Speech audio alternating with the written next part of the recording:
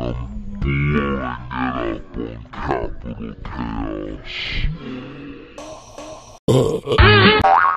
your shaft. Aye, sir.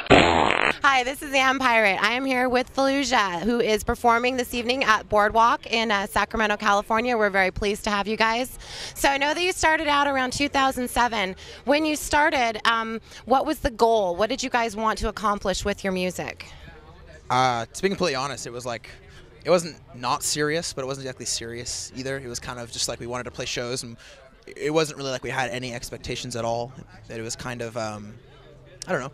It wasn't like a joke band by any means, but it wasn't. We didn't think we'd be like touring on the scale that we do now. We didn't think we'd be like recording full-length albums at like the scale we are now. So it was kind of, I don't know. It was definitely casual by all means. It wasn't anything.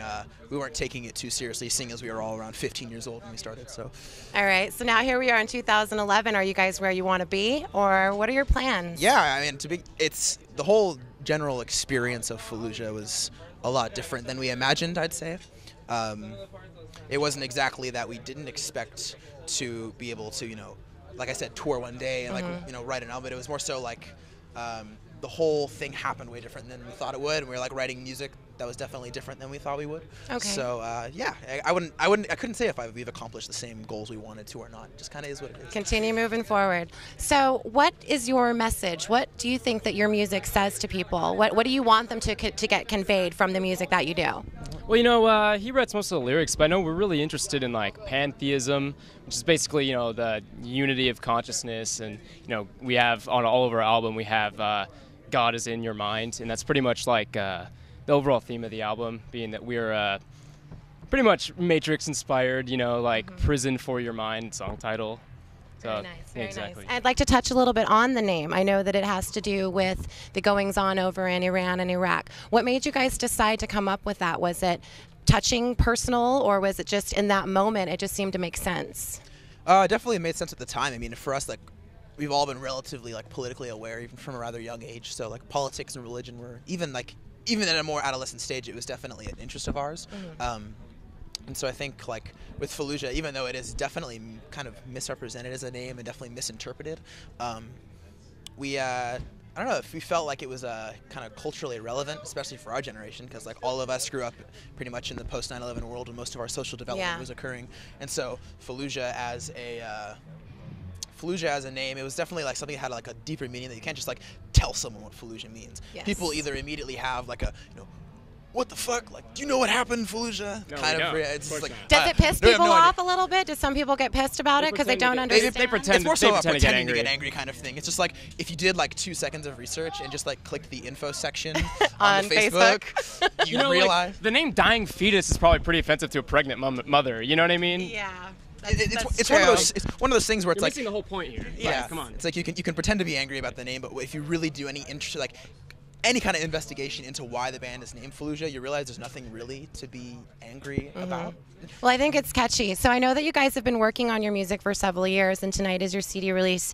How does that feel to finally get it done and to get it out to the public? Are you getting the response that you're looking for? Well, yeah, we've had like overwhelmingly positive response from everything, which is like definitely like, I mean, any band wants that, definitely. Yeah. And I think it's more so a matter of like, it's over. You know, we don't have to. It's a relatively limited release too. You know, like the people who have heard it, it's pretty overwhelmingly positive. You know, I mean, I'm sure thousands of people have no idea, you know, who the hell we are, anyways. You know, but pretty sure like people who like melodic, progressive, technical death metal, it's not that pigeonholed, will really, you know, dig the CD for sure. And you guys are signed to a label. How do you think that's helped you? What is the name of the label? It's Unique Leader. Okay. And they're like definitely established in the underground. Yes, DIY. By all means, like kind of the exact label we wanted to be on, because like we were talking to other people, like kind of like tossing ideas around to like other labels, and I think Unique Leader allows us to be as kind of DIY as we want to be. That's and good. Allows us to like put in our own work without kind of taking too much out of our hands. Not to mention the alumni on that label alone are practically some of our biggest death metal influences, Decrepit Birth and Psychroptic. So it's really cool to like share a label, like share that name with them. So yeah, it's definitely that's one of those labels where it's like, you know, that you have like a kind of bigger future ahead of you if you can do your own work. Because for us, like we haven't established ourselves really on like, you know, an internet basis or on any kind of like hype basis. It's more so been like we've just toured quite a bit. You guys are pretty underground, but a lot of people know about you. So I think it's mostly from like just putting in your hard work. I think that's a lot. And it's a lot of word of mouth. Definitely. Yeah. So it's a lot of, I think a lot of bands are focusing on any other kind of avenue they can. Absolutely. We took a different path. I think we toured for 2 years without an album out. Yeah, we toured pretty much exclusively on demos. And that's pretty risky, but what it does is it allows people to get to know you personally, to get to know your music without all the hype and fanfare behind the whole social networking aspect. Yeah, I mean, we also do our best to meet and talk to people as much as we can. Which is good.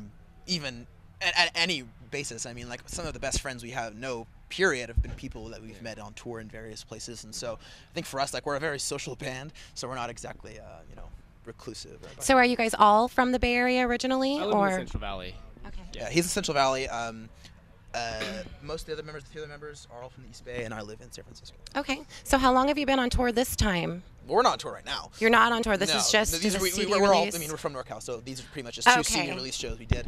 We don't leave for tour again until winter. Winter? Yeah, we're doing that with Aegeon, and then doing 3 weeks with them.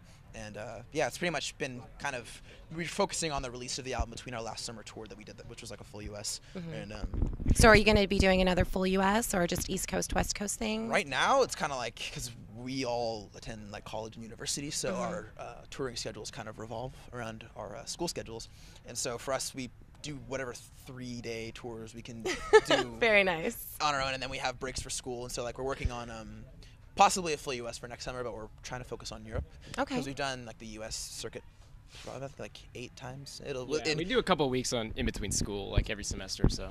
And so like we tour, roughly 3-4 months of the year collectively of all tour dates that we've done. And so right now, I think because we've done the U.S. circuit, to I don't know the areas that we have hit, we've kind of done them as much as we can. I mean, it's hard to say because we haven't toured them on an actual album, but Europe is the priority for next summer. Oh, that would be amazing. I think Europe would love you guys. So that's what we're thinking too. It's a little bit more open-minded for our Definitely, definitely. So I know that you've played Sacramento before. What do you think about Sacramento, about the scene as a whole? Are you guys excited to play here? Because I know everybody's excited to see you. We have a lot of fans here. Yeah, a ton of friends in Sac. Yeah, it's like endless friends in Sac, and I think like any time we come here, we know it's going to be good, and I think that it's definitely gotten better, especially now, like more towards the release. Absolutely.